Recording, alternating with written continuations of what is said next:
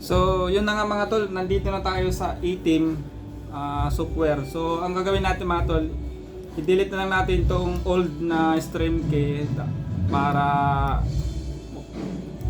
kukunin natin yung stream key nya. So, delete natin mga tol.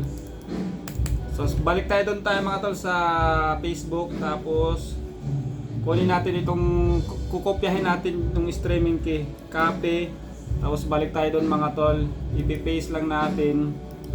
So ayan na mga tol, nandito na, i-paste na natin. Tapos i-double check lang natin mga tol kung tama yung streaming key natin. Ayun, so tama naman mga tol. So gawin natin, isi-save, punta tayo sa file, save natin mga tol. So ayun, nandun na mga tol, save, naka-save na yun. Ngayon babalik tayo mga tol sa ano natin dito. Puntahan natin yung description mga tol. I-edit natin to mga tol. What's your life about? So ito na mga tol.